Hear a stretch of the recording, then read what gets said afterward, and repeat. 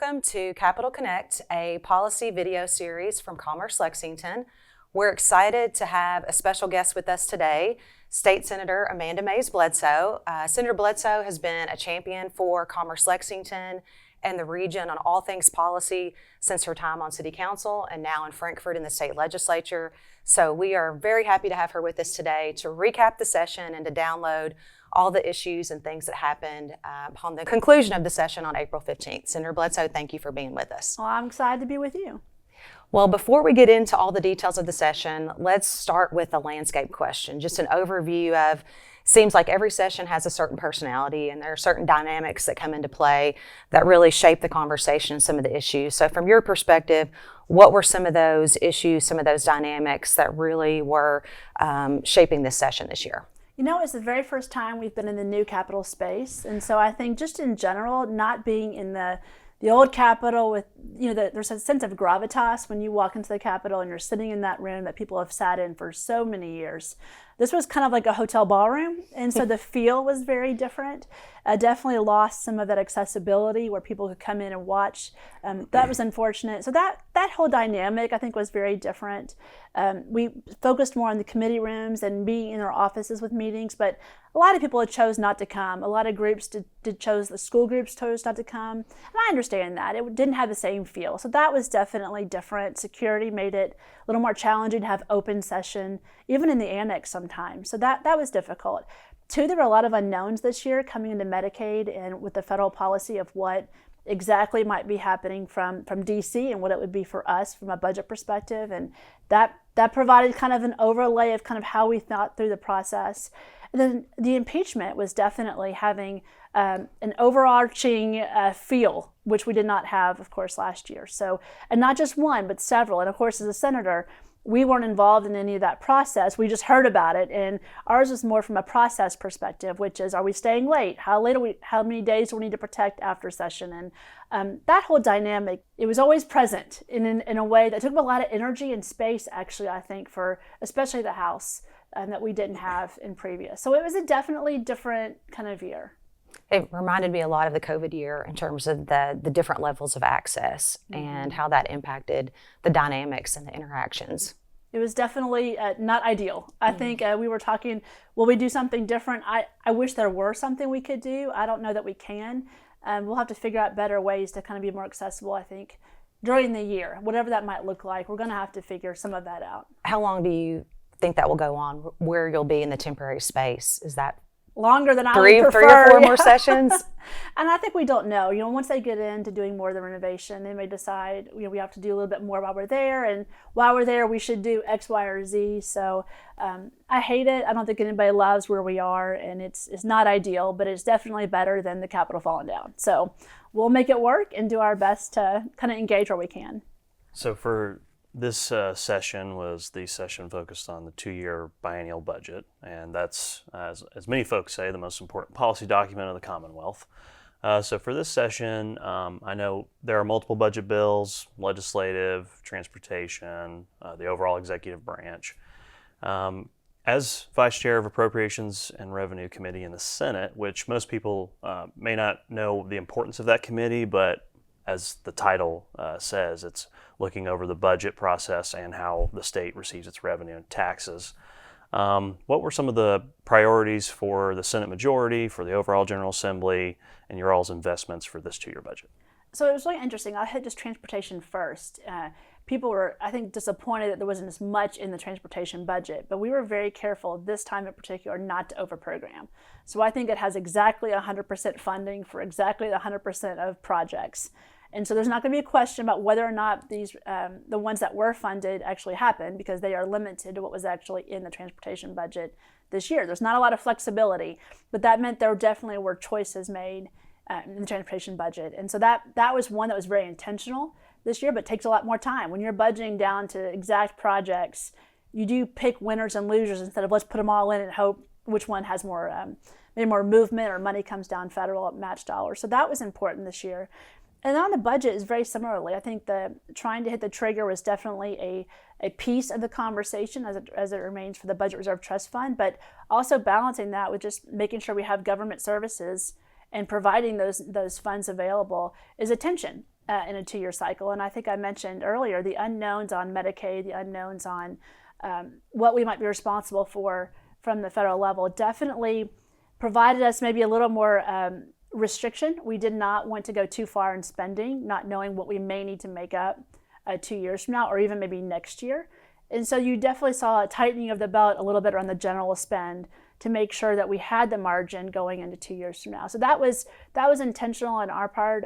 Certainly the one-time investment in 900 was focused on infrastructure and very little project needs. Those were big infrastructure, basic water quality, water treatment facilities, sewer funds. Those were big projects that are really important to the Commonwealth and drive economic development too.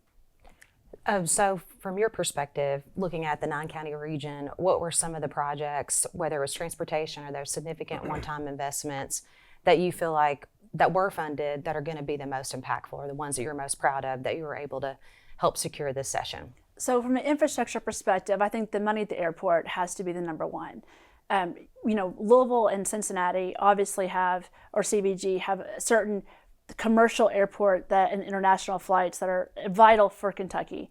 And you saw a pretty good emphasis this time on airports in general with matching funds for some of the international space out of those 2 airplanes. But for Lexington, our really growth depends on moving the tower so we can move and invent a new terminal, which will allow us to have more layover space for the smaller regionals, which will allow more direct flights. And at the end of the day, for what grows Eastern Kentucky in terms of job growth and tourism, not to mention people who want to live and work remotely in town attraction, the airport and accessibility is key.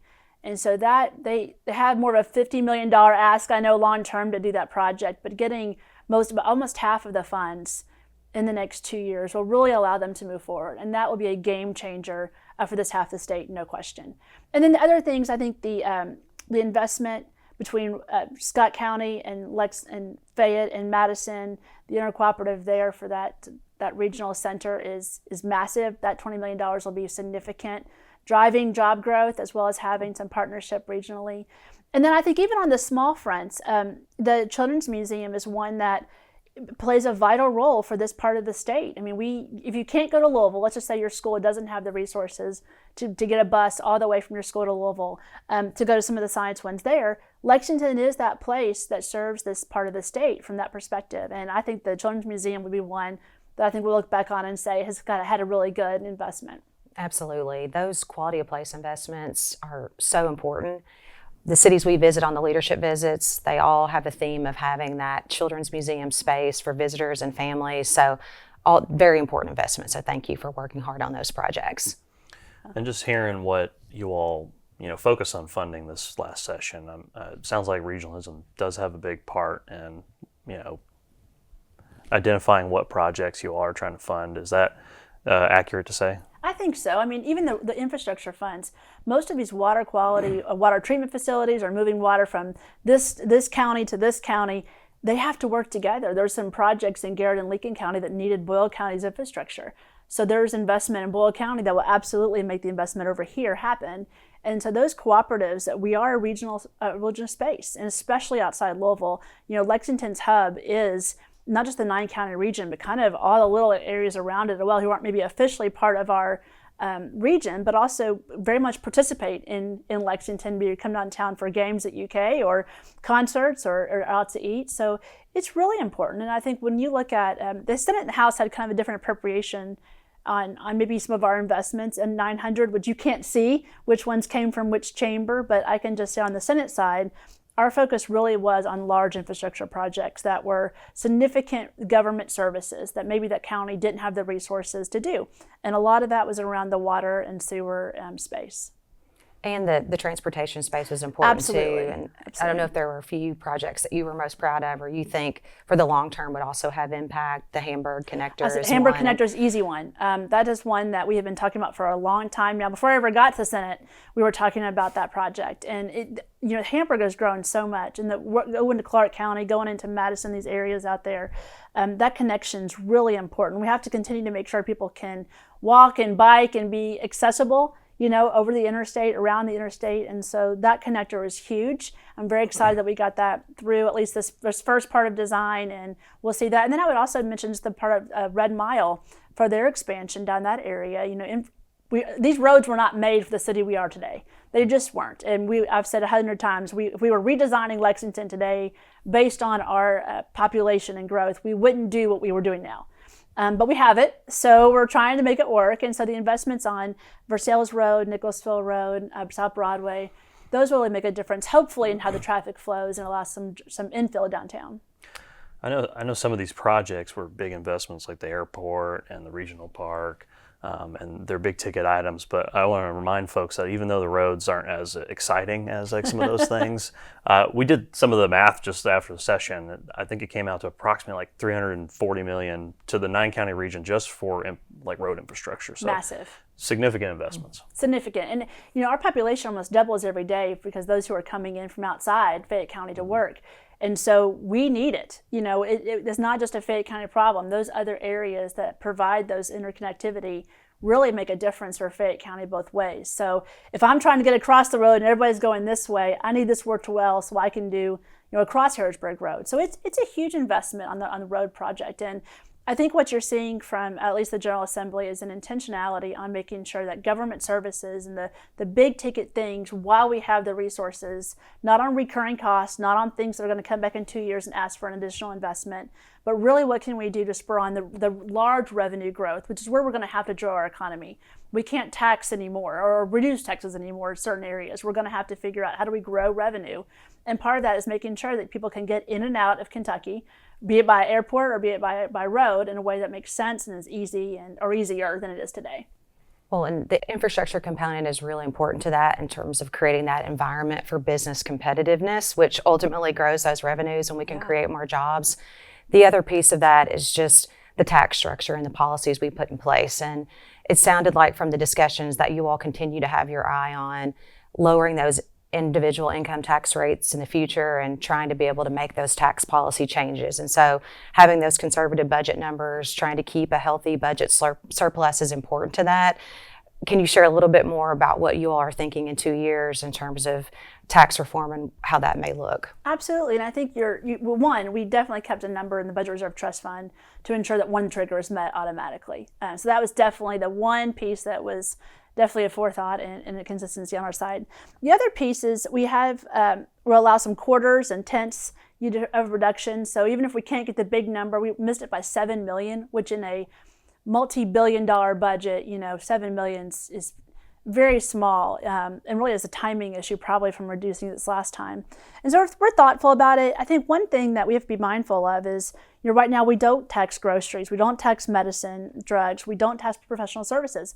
All three are kind of the last ones left if we're going to do anything on the tax side. And those are tough votes for people. We have a very strong retirement community, fixed income community. Those would be hit pretty hard. And so we have to balance the reduction of income tax, with those other broadening of the base issues. And that's a balance we're going to have to continue to be talking about, I think. And part of that is making sure that if we don't tax those things, that we are growing revenue. And that is why the economic development, the Kentucky Product Development, PDI money, regional park money, the water and quality and sewer infrastructure that goes along with those parks, all of that is so important, because that'll be, if we can grow revenue without having to increase taxes on the other side and broaden, that would be a nice place to land, if you will. Yeah, I want to say, Senator, that we want to commend you and the General Assembly for the discipline you all have had and approaching the tax reductions and maintaining a healthy budget reserve trust fund so you can make these one-time investments that a lot of folks have been advocating for. I mean, you see other states who, this influx of federal funding during COVID, but are now experiencing big budget shortfalls, like in California and New York. But Kentucky has one of the healthiest budget reserve trust funds in the country, while also continuing to cut taxes for the Commonwealth citizens. So I just want to make a point about that. It's been remarkable. I mean, really, someone was asking about the pension reform the other day, and to go for 10 years ago where we had zero money, almost zero, in the Budget Reserve Trust Fund, and walking out with not having a way to pay for natural disasters or things that come up, to know that now we are in a really position of strength, that we can invest and be wise about long-term growth, is really spectacular. And I wasn't there for those early decisions and votes, but certainly reaping the benefit that we are today of a discipline that I think you're going to see moving forward. Well, and you mentioned the Kentucky Product Development Initiative. That program has been around for a few years now, and it's been highly impactful in addressing a key challenge for our region, which has been getting more job-ready, shovel-ready land online to attract and retain jobs here. So to have an additional $50 million investment over the biennium is really important. More than 18 projects in this 9-county region have received funding. So it's been significant of really pulling regional partners together, leveraging local and state investments to address more job-ready land. So thank you for that. Yeah, it's a great product, and I think it's going to have a long-term growth impact for our state. Well, and another key project, or really I would say a new grant proposal that you all put forward, was the talent attraction marketing grant opportunities, where regions like Greater Lex can apply and potentially receive funding to support talent attraction marketing. Was a new grant investment this session, where you were taking a more conservative approach, but you are open to opportunities where we could start some new things and see how that could help with the workforce development piece. So thank you for starting that program. It's $5 million of initial funding. So we're hopeful to apply for that and support what we're doing here in Greater Lex. And from your perspective, are there other things that you feel like from a workforce perspective were impactful this session? I would mention childcare. The talent attraction is fantastic. If we can have remote workers and grow people here who can move and work in Kentucky, where we have some of the best quality of life and cost of living. I've seen so many of those right now across the country, and Kentucky's really well positioned to do that. Having access, though, to roads and airports will really allow that to be effective. So I think we're going to see that partnership will be long-term beneficial, especially for Fayette County. And then I think the child care piece is really important. You saw in the budget, not just House Bill 6 passing, which was pretty critical in trying to redo some of the maybe challenges we've had before. I mentioned in particular the employer child care assistance program, which hasn't really had as many employers jump in and say we want to be a partner, probably because it wasn't well supported in the administration and certainly didn't get probably as much outreach as that could. So House Bill 6 allowed that to be done by a third party. And so I think we'll see more employers find an easier way to engage on that. That will help child care assistance for those who are working, as well as just the employee assistance program, the child care assistance program. We did pretty strong investments in all of that, which I think are really critical. During COVID, to bring it up, we saw quite an instability in the child care market, and it just dropped. And so trying to put it back together has been really critical for the workforce. And I love pre-K. I'm supportive of those initiatives, but if we don't have a handle and stability on the child care, we can't possibly move to grow anyplace else. And so that was a real strong investment, and that will pay dividends, I think, in the workforce. Yeah, as a Lexington resident who has a 1-year-old in childcare right now, I appreciate all that y'all are doing to try to help reduce the increase in the cost of that. And across the board, a lot of these impact affordability for folks, and from the childcare to the investments that y'all have made, attracting more folks here. Could you also expand on the energy front? That's a big part of affordability for folks, having affordable energy prices. And I know there's been some changes to some of the commissions that oversee our energy sector. Could you expand on that? Sure. Energy is by far, I think, the next 5 or 6 years going to be something that we as a state lead on and have grand discussions on. We've had a pretty good accessibility and affordability in the energy space for a number of years, but makes us also a very strong target-rich state for other investments, be it for data centers or for certainly in the nuclear area. And so you saw this time several significant pieces of legislation, as well as some investments in the nuclear reactor space, which I'm very excited about. That probably won't show up in Lexington as much as it will in the western part of our state, and hopefully in the eastern, but that should pay dividends as a state as we share a lot of those power resources.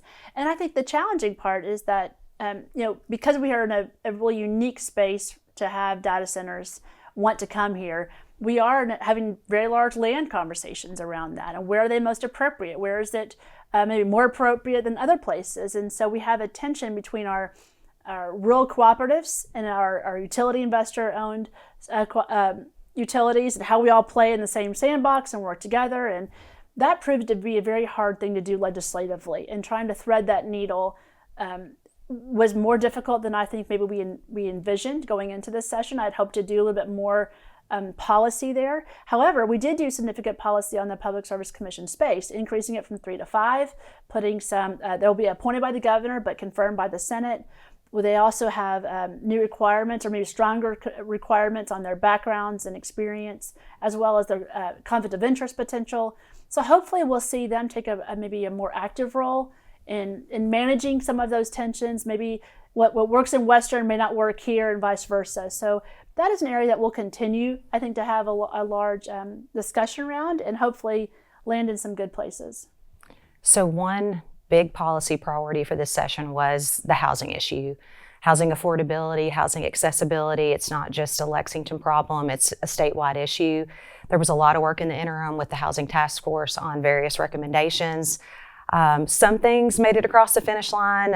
Other big policy reforms, certain investment tools, regulatory pieces didn't quite make it this time. Can you share some insights into how that debate worked and what we can do moving forward on housing policy? Absolutely. I think that was one of the biggest disappointments probably of the session, is that we did not get the omnibus housing bill over the finish line. And there's probably a variety of different reasons for that. One, the task force had a number of recommendations. Some were sponsored by House members, some were sponsored by Senate. Both chambers passed several bills. Some tried to put ones that had previously gone before, who maybe hadn't finished over last year or this year. None of them were new issues. It wasn't like they were first time being heard about. They did a lot of work in the interim. And then what happened, I think, was two fronts. One, a bunch of those bills were combined into one bill that came over as a sub from the House, with really not a ton of time left. And so we got that very late. The budget took up a lot more time. And given just circumstances this year, also came by pretty late. Some of that was information from the administration didn't make it to the House maybe as early as they would like to have had. And so the delay in all of those things made the crunch at the end really tight. And we didn't probably have the bandwidth at that point to digest as many things that were in that last housing bill. And it is challenging. If we're going to do something, Louisville and Lexington probably have the most detailed and extensive legislation or policies around land use and housing and regulations than the rest of the state. And so anything that we do to maybe reduce some of those things or think about them differently is going to have a preemption conversation. And that impacts everybody in the state, where they have those policies. And there are some communities who don't have any regulations around zoning or planning. And so there's a tension there between making sure that property rights are protected and also the protection of property rights are protected. And how do we engage that statewide is going to be hard. And I think at the end just became too hard to overcome it in one piece. But it is not going away. We have to continue to work on the housing legislation area. And I do think you'll see maybe some strong conversations of looking toward where we can find some agreement and moving those forward, because it's too important not to. And that's an area that we've got to find a way to overcome this session. I think a big piece of that, a lot of the public maybe sometimes misunderstands, is with Congress, the U.S. Congress, they're in session pretty much all the time. You all are technically part-time legislators who are limited to, in this session, 60 official days that you can work. And like you said, like we discussed, the budget is a huge part of that discussion and negotiation process. But you're trying to fit in all these other priorities, and you come down to a time crunch. It does make it difficult for everyone to come to either a consensus or trying to make sure they make policy in the right way rather than trying to rush something through. That's it. And I think at the end, people felt at least at this point, they weren't ready to make those decisions that quickly at the end. And sometimes, omnibus bills can have a plus and a minus. Sometimes there's enough in those bills that there's something for everyone, and everyone loves. They may not like everything, but they like 70% or 75%. It also can be the opposite, whereas in the case, I think, in the Senate, there was just too many things that individual people had an issue with that wasn't one particular item. And that may have been a little bit of a surprise to us once we got the bill, is how many people had maybe just a challenge with one or two pieces. And at the last minute, that's then hard to navigate with an assembly. And you're right, we go home at midnight, whether we've done it or not. And we'll come back in January, so that's not too long away for us to keep working on it. And I think there's a general appetite to making sure that housing is something that we get right. So housing's one thing during the interim that likely will still be in the conversation. Are there other issues that you see as we now move into the interim period through the summer and fall that had some momentum that didn't quite make it that will continue to be worked on before you all come back in January of next year? Sure, the alcohol bill would be another one that I think came last minute. And again, and both the sponsors on all of these issues have worked tirelessly to kind of pull together different challenging partners, and it's sort of any review to the alcohol industry into how we tax is very complicated. I do think the policy that we ended up with coming from the House is a good one, and trying to look at how do we make sense out of what's appropriate, especially as we have new actors in the space. There's new hallucinogenics coming all the time, be it from THCs or other things that we've never even heard of, and how do we take something that doesn't fit nicely into the three-tiered system and try to be fair, I think is something that we've been trying to figure out. How do we take a more appropriate and fair way of looking at how we tax all of these kind of things? And that's one that I hope everyone who stays committed to fixing that next year will be one that we continue to look at. Another area that is a personal interest of mine is the space environment, going to the moon, of course, Artemis 2, and we have actually quite a big space economy here in Kentucky.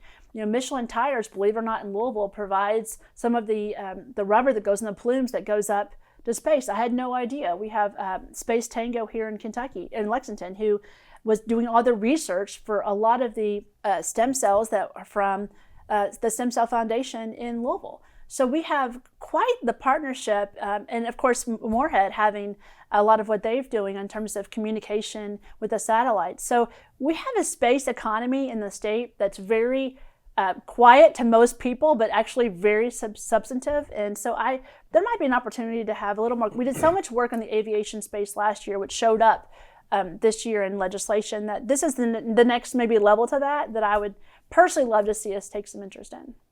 That's definitely a key growing sector, that innovation piece of what we're looking at. And that brings us back to one area we didn't cover, but I'll bring us back to education, just because it's so important to workforce development. Maybe share some of the things that you all did to support K through 12 and the university community. University of Kentucky, Eastern Kentucky University, huge partners for us here in the region. What were some of the highlights for education this session? So I'll mention just on the university front, they are the biggest, UK is the biggest employer in Fayette County. Probably in the region, if we did the math. I've not, but I would guess it's up there. And certainly EKU plays a big part of that. And honestly, sometimes even Moorhead and KSU, all those kind of areas, we have a pretty high, dense population of education in the region. So I'm glad to see we had no base cutting to any of the universities. That's huge. They took a sacrifice on some of their projects to make that happen, but that provides a little more stability for most of them, which is good. The revamp of Kentucky State University is huge. I think will be a great opportunity. When I think of Georgia Tech and what they have been able to do down there, we have that opportunity here. And we have the right foundation and fundamentals, I think, in place. If we can kind of move that into a different direction, that can be a game changer long term for our state. So that was a pretty big lift that we'll see maybe in the coming years, maybe not so much today. And then I think on the K through 12, it's difficult. We did increase SEEK funding. But we also did a lot of other things in that space that doesn't always show up in the SEEK number. Not to mention pensions and healthcare insurance, all of which is important. But we fully funded KEYS, which for a while we weren't sure we were going to be able to pull off. We fully funded the Kentucky Tuition Grant Program, which really helps not just our regular universities, but a lot of our other ones like Center College and Georgetown and Midway, which are important to this area as well. We also put quite a bit of money in the LARGE program, which has I think over $300 million when you look at Read to Succeed and Math Nation and Read to Achieve and our Frisky program, all of which supports our K through 12 environment in a way that makes K through 12 better. And so you have to look at it holistically. And we did do, I think, quite a bit of work in that there's never enough. We can argue there's never enough money in education. There's never enough money in the road plan. So there's never enough money in most things that are government because they're essential services that we provide. And trying to find that balance is key. And I think we did pretty good work in there. Always more to do. The Senate Bill 4, which is the Principal Leadership Program, I think will pay dividends. I've had several principals in my district who have gone through that program who have done a remarkable job leading their schools. And that will, in turn, most of the teachers you talk to say, if we have good leadership, it's better for them as well. That changes the whole culture of a school, which then it does gets down to the student success. So I think that's going to be another area that I'm very pleased about. Glad to have the chamber's support on that one in particular. And of course, I could think about there's some other issues that we did in Jefferson and Fayette on some of the school board leadership areas. Those are probably landed as best that we could have landed them as a community, but those aren't going away either. We all want to have good, successful schools and maybe have different ways of getting there. But also House Bill 1, I should mention, that is often talked about as the tax credit, federal tax credit, and no state dollars involved. But if we can pull those resources, and not just for private schools, think of what we can do for some of the initiatives, Black Men Working, the Carter G. Woodson Academy, when I think of the Leadership Lexington Foundation after school programs, there's a lot of areas that we could take that tax write-off and really help invest into our school system. So I hope people will take advantage of that. That could be a huge game changer for our communities as well. Absolutely. So kind of wrapping up today's discussion and looking forward to this interim and the next session, some of the things that we've talked about that still, you would like, you and your colleagues would like to address, like housing or the tax policy and whatnot.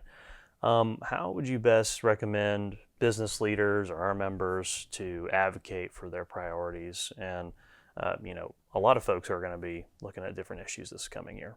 I would say sooner the better. The time, it sounds long between now and January 1, but it really isn't. Mm-hmm. Between you add in holidays and task forces and just the sheer speed at which we seem to be living life right now, we'll be back in Frankfurt before you know it and passing legislation. So I would say if there's an issue that we didn't get addressed or maybe wasn't able to go over the finish line, talk now. Sit down with your legislators and have a conversation over coffee. Don't wait until we come back. It'll be too late. If ideas, especially in a short session, haven't been fully vetted in the interim in a committee with the stakeholders involved, it'll be even harder next year to pass legislation that hasn't been fully vetted. So sit down, have coffee, start those conversations, and see if we can find some synergy around maybe some others in the state that share the same things, and build some coalition around an idea that hopefully can move forward. So as we close out, we do a rapid fire round. So are you ready for just a few questions? And we'll try to do it in 30 seconds or less, your response. So I'll take this back to the beginning because we really didn't do background before we jumped into the session. But can you share what motivated you to run for public office the first time? The first time? The first time, and at the state level too. What was the motivation?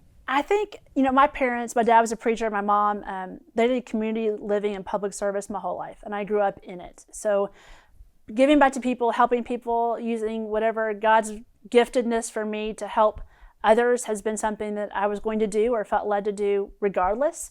And the opportunity to serve in the public space really just came as an opportunity to make a difference and hope that maybe my voice would matter or that it could be something that was valuable. And I love public service. I love leading this way. And it's an honor and privilege to do it. What is the legislative accomplishment you're most proud of? This is tough. There's so many. The pride of authorship is so silly now. But in the beginning, the thought was, I want to pass a bill and have something named. That's hard. It's harder than you think it is. I passed several. I think I had 6 my first session, but most of those were bills that someone else had been working, and I had the privilege of walking through the system as a new legislator, which was great. But I'll mention one, the very first one on the school calendar, which several of the private schools had mentioned to me, can we find a way that we don't have to go the same number of days as Fayette County just because we're in Fayette? I didn't know that was a thing. I thought that seems like an easy thing to do. As decades ago, half the states aren't even doing this.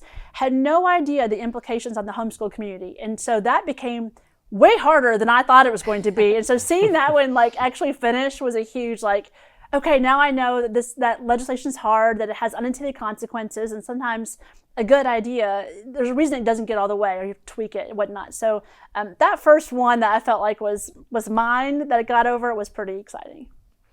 What is the best leadership advice you've received, or a leadership motto that you live by? As it relates to policy, is just not to take it personal. I think we all have a job to do, and weighing whether you vote yes or no, or a lobbyist or an advocate who's working for or against, or a citizen who wishes you could, do something differently. Trying to navigate all those different personalities and wishes and hopes and dreams into what you actually pass at the end of the day. It's hard, and it's really easy to take it personally. And so I think just in that I've learned over the last 12 years of doing this is that you just can't. You have to kind of think about it from a very practical perspective. What's the best policy? If I can do it, how? And how do you communicate that well? And recognizing that sometimes you have to play the long game and things don't get done. And that disappointment of like, man, wasn't able to get that in the budget. I wasn't able to get that over the finish line.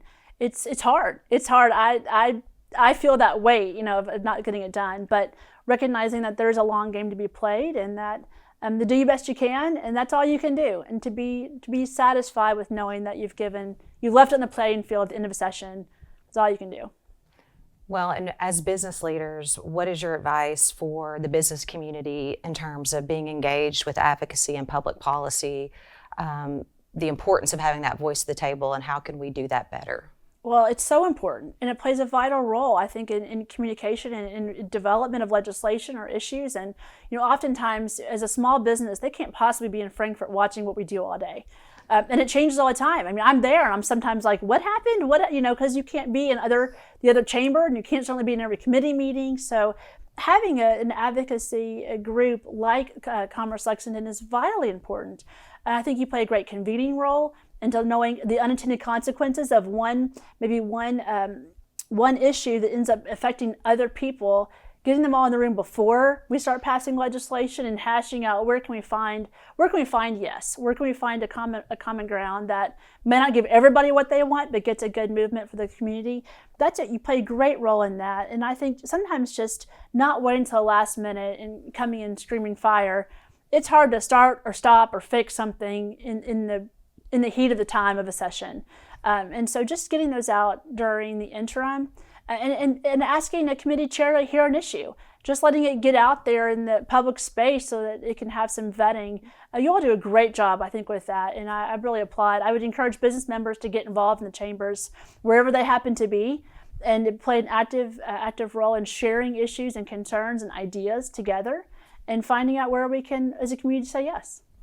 Well, Senator, we really appreciate your time today coming on our fairly new podcast. But yeah, this insight's been helpful. It'll be helpful for our membership, and we appreciate everything you do in Frankfurt for us. Honored to do it. Thanks.